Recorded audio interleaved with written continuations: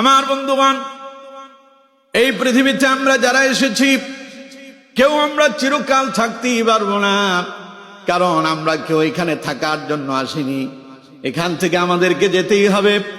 আবার যখন চলে যাব, যাওয়ার পরেই শেষ হয়ে যাবে না, বরং আমাদেরকে আবার যিনি পুনরায় জিন্দা করবেন তিনি কে?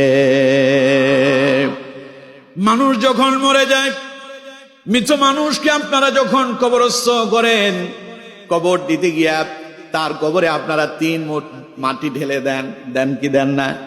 মাটি দেওয়ার সময় আপনারা একটা দোয়া পড়েন না? পারেন তো?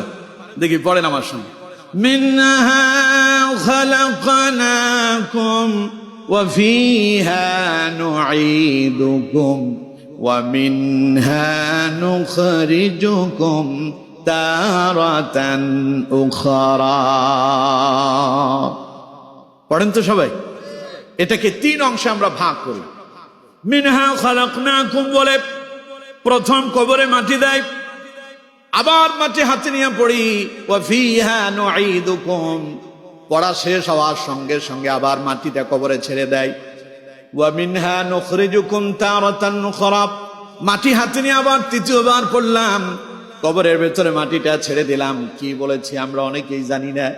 যদি জানতাম মৃত মানুষ কবর দেওয়ার পরে আমরা কেউ নামাজ ছেড়ে দিতে পারতাম না।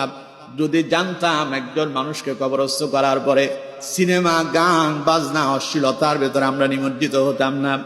যদি আমরা জানতাম চাঁদাবাজি করতাম না, যদি আমরা জানতাম টেন্ডারবাজি করতাম না, যদি আমরা জানতাম সন্ত্রাস করতাম না, যদি আমরা জানতাম রাজধানী করতাম না, যদি আমরা জানতাম টিকটকে আসক্ত হতাম না, যদি আমরা জানতাম মদ জুয়ার ভেতরে আমরা আসক্ত হতে পারতাম না। ঠিক কিনা? বাপ মরে যাওয়া ছেলেটা বাবারে কবর দিয়া প্রথম 2-3 দিন মসজিদে হাজির হয়ে যায়। মুয়াজ্জিন সাহেব আযান দেওয়ার সঙ্গে সঙ্গে বাপ মরে যাওয়া ইয়াতীম ছেলেটা মসজিদের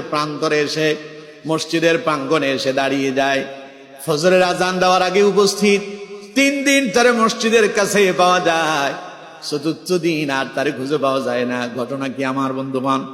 ঘটনা একখান আছে, তা হলো বাড়িতে আজরাইল আসছে, ঘর চিনে ফেলেছে। বাপ যে ঘরের ভেতরে মরছে, ভয়ে সে এখন মসজিদে যাচ্ছে। 3 দিন মসজিদে যাওয়ার পরে তার ভয় কিছুটা কমে যায়। এরপরে মসজিদও তার সঙ্গে আর সম্পর্ক থাকে না, ওরেও আর মসজিদে খুঁজে পাওয়া যায় না। ঠিক কিনা?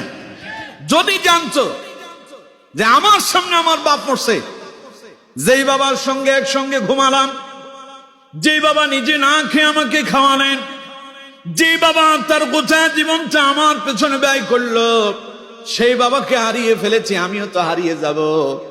অন্ধকার কবরে একাকী বাবারে রেখে এসেছে, অথচ আব্বা গভীর রাতে ঘুমাতে পারতো না।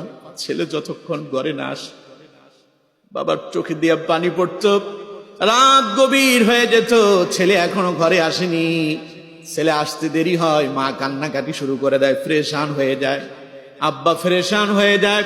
অথচ সেই সন্তান আব্বার ইন্তেকালের পরে 2-3 দিন আব্বার জন্য কান্না করে, এরপরে ভুলে যায়, জানে না বাবা যেখানে গন্তব্য হয়েছে একই গন্তব্য আমারও হবে। ঠিক কিনা? জানে না বলে তার পরিবর্তন আসে না। আমার বন্ধুগণ দেখুন, মানুষ যখন মরে যায়, মৃত মানুষের কবরে আমরা মাটি দিতে গিয়া কি বললাম? একটু চিন্তা করেন, গবেষণা করেন, ফিকির করেন, বুঝতে পারবেন পরিবর্তন আসবে।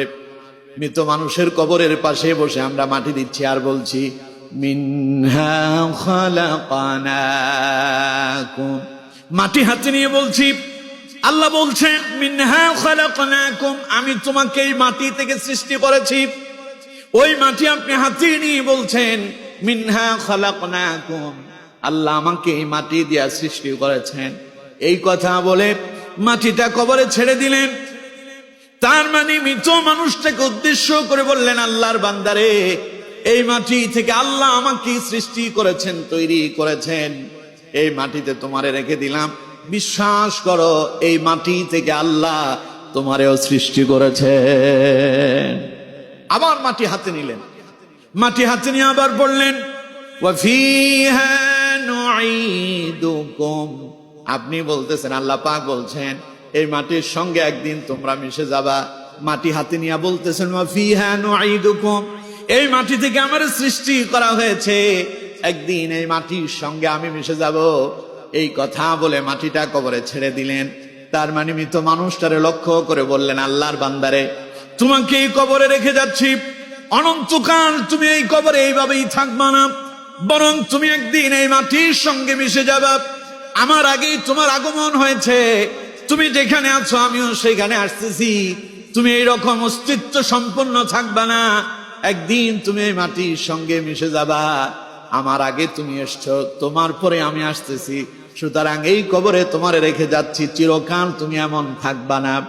আবার মাটি হাতে নিলেন, এবার আবার পড়লেন ওয়া মিনহা নুখরিজুকুম তারাতান উখরা। আল্লাহ বলছেন এই মাটি থেকে আবার তোমাদেরকে পুনরায় আমি আল্লাহ পাক জিন্দা করব।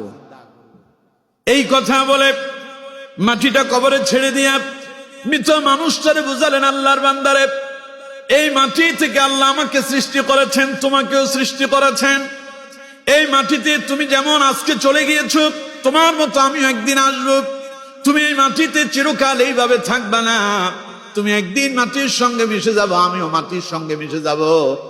এরপরে আবার পুনরায় এই মাটি থেকে তোমাকে আমাকে যিনি পুনরায় জিন্দা করবেন তিনি কে? এই কথা বলে কবরে মাটি দিচ্ছেন, অথচ জানেন না কি বলতেছে। জানবেন কি করে? কোরআন তো পড়েন না, কোরআন অধ্যয়ন করেন না, কোরআন তিলাওয়াত করে না। এইরকম অসংখ্য মানুষ আছে না নাই? আরো জোরে বলতে হবে, আছে না না?